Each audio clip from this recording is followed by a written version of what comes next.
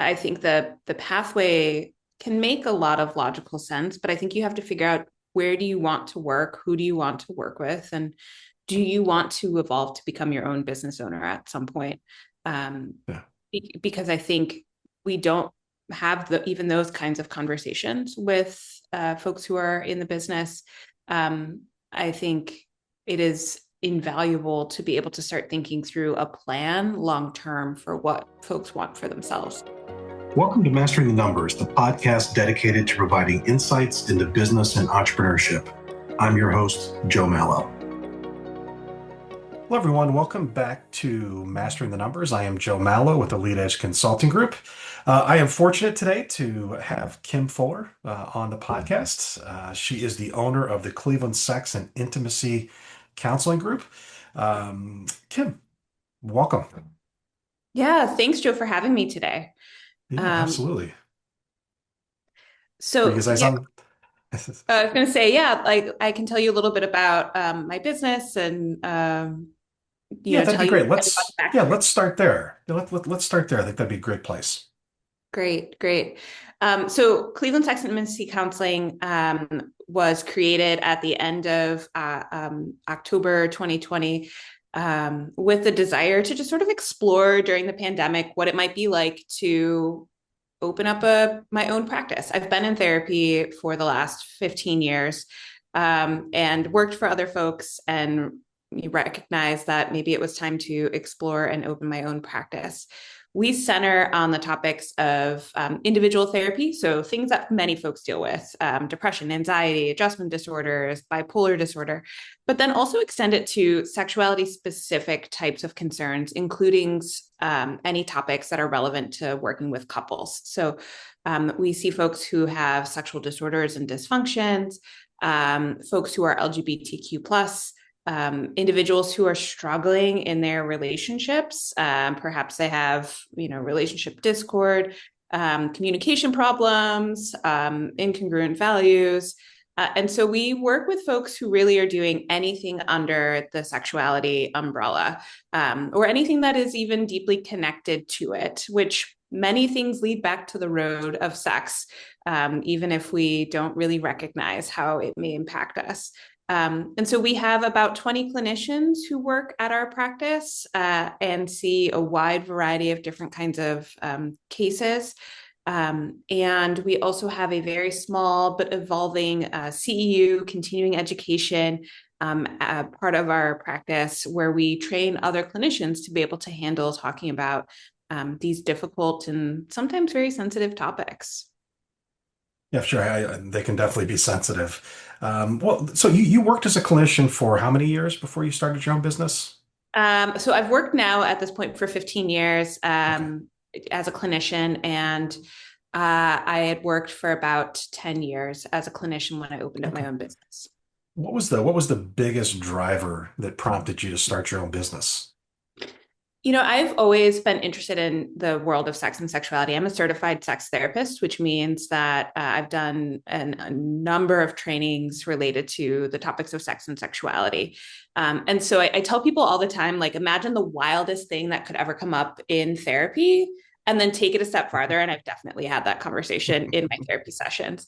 And the issue is that working at so many other group practices, I'm an anomaly in what I'm willing to talk about. If I need Yeah. case consultation, I don't have anybody that I can consult with in a typical group practice because they're blushing at some of the conversations that my clients are having in therapy. So I wanted to have a space where folks felt comfortable, confident, to be able to work with any kinds of folks with any kinds of identities or problems, and to do so in a way that also was clinician centered, where they have a voice in being able to make change, to be able to advocate for what they need in an employer, which has never been my experience in any of the practices that I had worked at before. Yeah. So starting the business, I guess it's been open for how many years now? 5 years. Five? 5 years. Mm-hmm. What have been some of the biggest, I guess, challenges and struggles that you've had to growing the business, if any? Yeah. I come from a very working class background. There are no folks in my family who have opened up businesses. My dad is a mailman, and my mom worked in logistics, and neither of them have a college degree. So, I have even going to school, they don't train you how to do business. They train you how to Right. do therapy. And so, um, learning how to run and operate a business effectively, I think has been one of the just biggest lessons that I've had to learn. And I think also in that, finding that balance between being so employee focused and centered, but also not letting them dictate what has to happen for the business to be operational, functional, and to be able to produce profit. And that has, especially in the last year, has been such a lesson we've been navigating with learning how to operate a business. Because I think we leaned a little bit Yeah. too heavy in supporting employees, and not heavy enough in running a business well. Right. I hear that a lot, when I'm talking to anybody in the healthcare industry, where they're helping people face to face. They don't teach any of them how to run a business. It's you talk to doctors, you talk to therapists, they teach them how to take care of people, but they miss out on that one piece. So Yeah. so I agree. So how's your company evolved over the last 5 years? So we started off as a 1099 operational business. So our clinicians were contract workers, and uh, it I would say had a pretty loose structure to it. Yeah. And in the last 5 years, we've moved towards a W-2 operating practice, which is still relatively novel in our field. There's still a lot of folks who are operating as contractors. And we continue to evolve to have more folks who are working at the practice that aren't just clinicians. So we didn't have an administrative team for years, and in this last year, we've grown to have 4 administrative folks. I was doing most of the administrative work myself, and it just wasn't feasible. So I think we have both grown in size. We went from having 3 people in our first year to now having over 20 people who work at the practice. We've worked on building structure, and I feel like we are hopefully finally getting our footing with having something that feels like it should be functioning as effectively as a business of our size should be. Yeah. I mean, that's a big step in 5 years ago from three counselors to or clinicians to 20. I mean, that, Mm-hmm. that seems like pretty big growth. Yes, So yeah. have you had to change locations multiple times as you're growing, or does everybody work off site? So it's a mix. Thankfully, one of the benefits of COVID and the pandemic was that telehealth became much more common. So we do have a handful of clinicians that have been telehealth exclusively or are 50%, telehealth focused. We have always had an office in Ohio City, which I've loved being close to, downtown, loved being just like slightly off of the West 25th path because there's been parking, which anybody who lives in a metropolitan city, free parking is hard to come by, but we have it. But within our building, we've gone from a 3 office space to a 7 office space, and now we're in an 11 office space. Wow. But and I think that this is probably where we will cap out in our size. Um, but it has been very much a slow and intentional growth, despite the fact that it's been quadrupling or more in the last several years. I think when businesses take their time in that growth and they do it the right way and it's intentional, like you were saying, the businesses tend to grow better, Mm-hmm. um, less stress down the road to some degree. So that whole the hindsight 2020 question that everybody throws out there, is there anything that you would have done differently in the growth of your company over the last 5 years? Yeah, I think knowing what I know now, I would have definitely focused on putting processes in and standard operating procedures in place before instead of starting to do that now. We never had a policy and procedures handbook. That probably would have been helpful from the beginning. We have had to develop policies sort of reactively or responsively instead of proactively, because we didn't realize that we needed to do it until Yeah. things came up. And so I think I would have wanted to focus more on building the business behind the scenes, more than building the clinicians, Yeah. or building like the number of clinicians over the course of time. Yeah, yeah. I think a lot of businesses go down that same path. They start the business, they grow the business, and then they come back later, maybe after some challenges, bringing in new employees and, Mhm. having, to do the standard operating procedures. So you're not alone. Mhm. You're not alone at all. I come from a family that was involved in healthcare. My dad was a doctor. I know I know about work-life balance or integration, at least from growing up in that manner. So I would imagine you probably have similar struggles, because I think everybody in the healthcare industry does. Mhm. Is work-life balance something that you strive for, that you struggle with? I mean, how's it going? Yeah, that is. So I took a course this last summer, the 10K SB course, and one of the things that we talked a lot about, or I talked a lot about with my business advisor, is that actually is my goal, not growth, which I think is like what people expect from a program like that. But my goal is to get to a better work-life balance, because not only am I in my business, my wife is our administrative director in the business, Okay. and so we sort of eat, sleep, talk, shop all of the time. And if there's a work stress, it now becomes a home stress. Yeah. Um, and I I think for both of us, we really need to work on having a better work-life balance. We have two small kids, though, which makes it that much more difficult, Right. because we're working during the day, but we can only work until school pickup, and then once we get home, we're in the family life part of our day, and then the kids go to bed, and then we have to make up for all the work that we missed out because we had to pick our son up early from school. And so I think that is our goal for 2026 personally, is to figure out how to get to a better place where we have work-life balance, because it really Yeah. does not exist right now. Yeah, and that's honestly that's typical for all of us business owners. That's very, and then you throw in kids into the equation. A family, it makes it so much more difficult. And balance isn't necessarily 50-50. I don't believe in 50-50, but you just have to find the right balance, Yeah, for you and your family and your patients and everybody else. So, um, keep it up. I think that's a phenomenal goal, to try to find balance. I have struggled with that for many, many, many years. But I'm finally starting to find it as I'm in my third year of owning a business. So, that's great.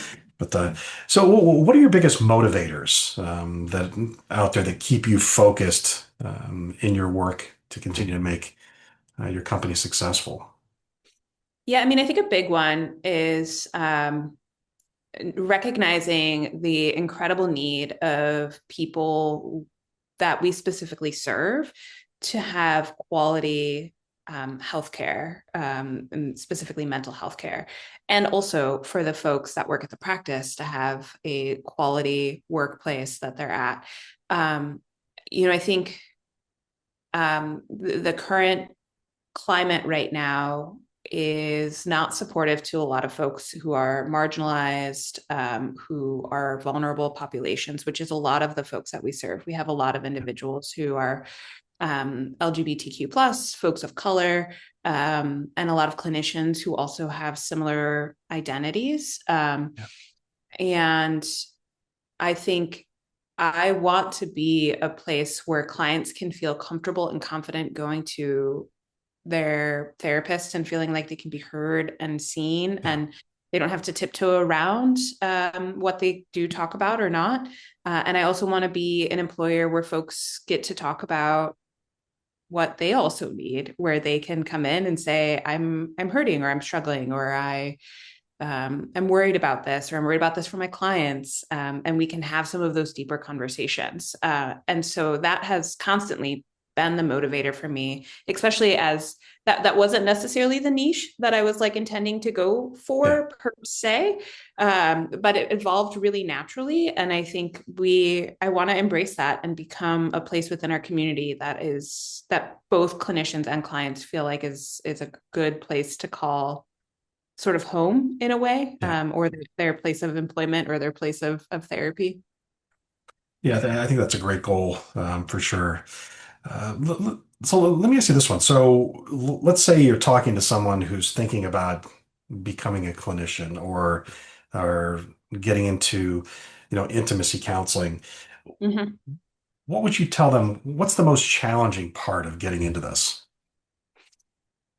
Well, I mean, you have a lot of education that you have to do, and I think the pathway can make a lot of logical sense, but I think you have to figure out where do you want to work, who do you want to work with, and do you want to evolve to become your own business owner at some point? Um, Yeah. because I think we don't have even those kinds of conversations with folks who are in the business. I think it is invaluable to be able to start thinking through a plan long term for what folks want for themselves. Because I think, especially in the current situation with mental health, there are many barriers with accepting insurance, for example. It's becoming more expensive for folks to utilize their insurance. But it also is super prohibitive as a clinician to take Yeah. insurance, because of how inadequately they pay us for sessions. Right. And so I think there are a lot of those like long-term logistical business questions that folks really have to think about before they enter into the field. Um, I think, the rest of it's relatively easy, finding the right program, being able to do the work of it. But I think Yeah. figuring out what the end goal is really what folks need to consider when they're entering into the field. Yeah.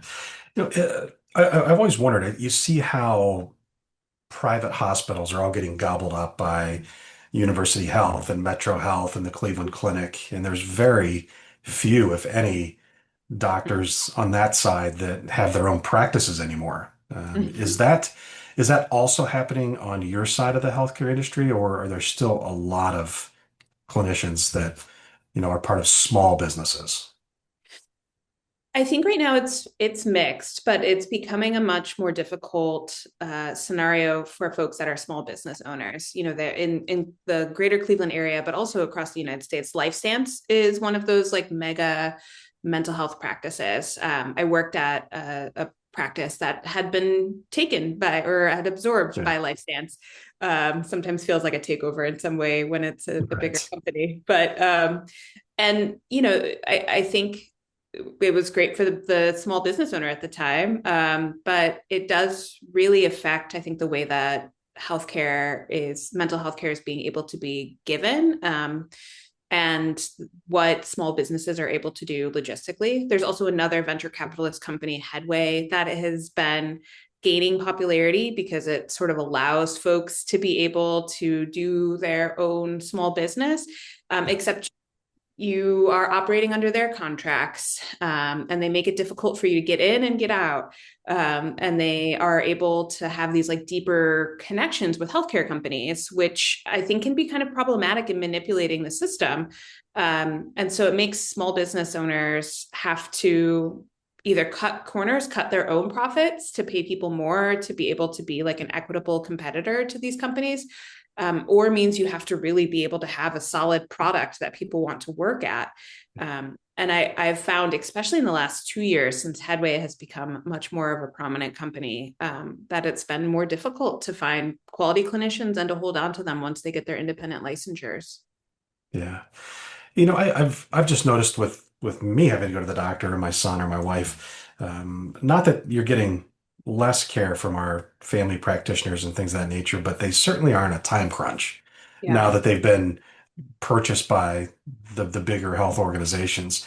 Even to the point where my doctor walks around with a computer and he'll walk in and he'll show you that he's already 30 minutes behind. And I always say, I know you're 30 minutes behind because I've been here for for 45 minutes, and they have a very limited amount of time to work with you.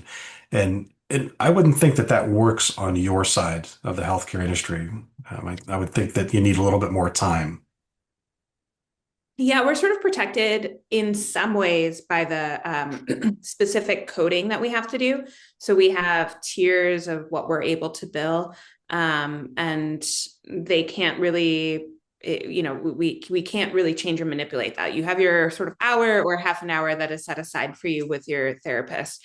On the insurance side, though, if you do take insurance, we get lovely notices about like the overutilization of different codings. So there's one code that pays a lot of money. It's 53 minutes. It's a standard therapy session. And then there's another code that is for like 32 to 52 minutes, in that range.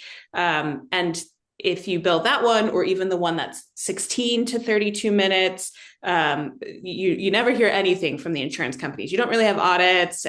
Life is all good. But if you use 53 minutes or greater in excessive nature for the insurance companies, they send us letters. They'll do more audits.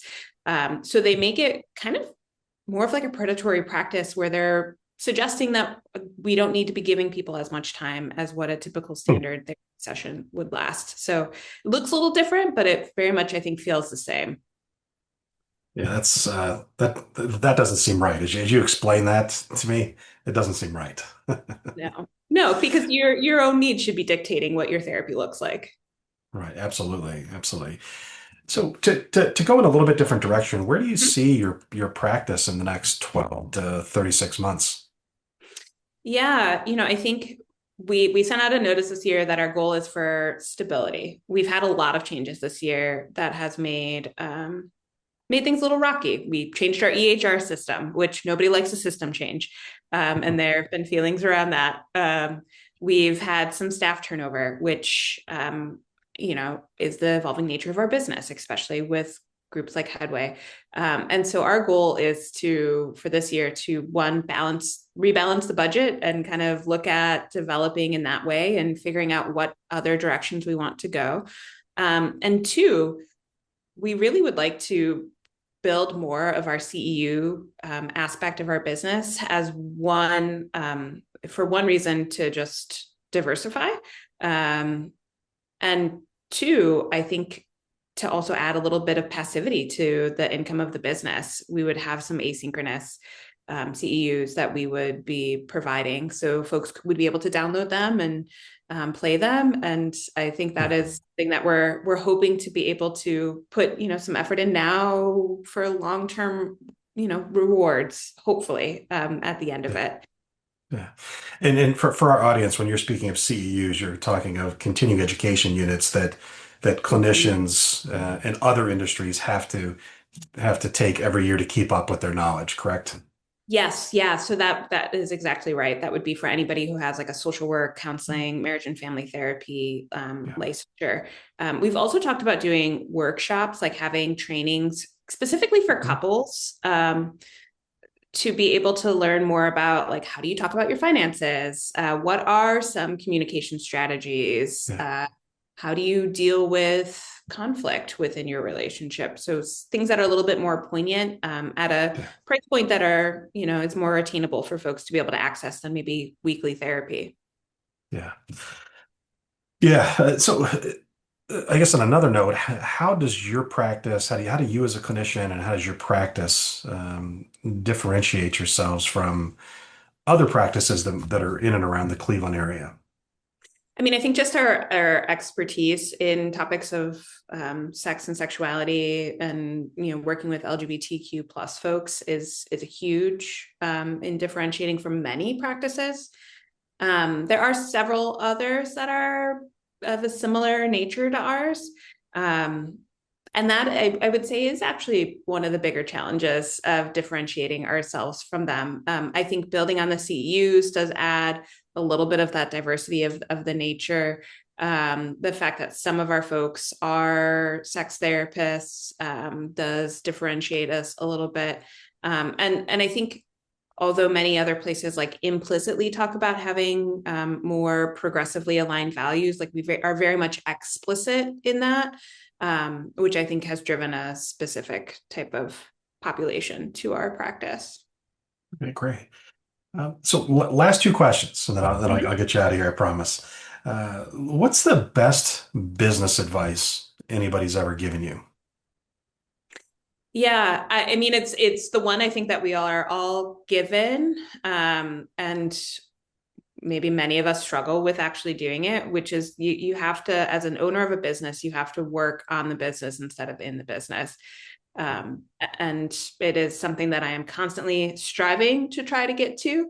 But I think it's hard to let go of the work that you need to be doing or that you think you need to be doing in the business. It's hard to just take that step back and be assessing it more broadly. But it's Hardest. been, Sorry, I apologize. Go ahead. yeah, no, I was gonna say it's been like the biggest thing that I've been trying to focus on in this last year. Yeah, it's one of the things that I see the most often is business owners just they have a hard time getting out of the business, and it ultimately holds up progress. Mm-hmm. So so once again, you're not well, even myself. So let's say you run into somebody and they're 1 or 2 years into business and they're struggling. Things aren't working out quite the way they wanted to. What type of advice would you give that type of or an individual in that situation? Yeah. Well, the first year is the hardest.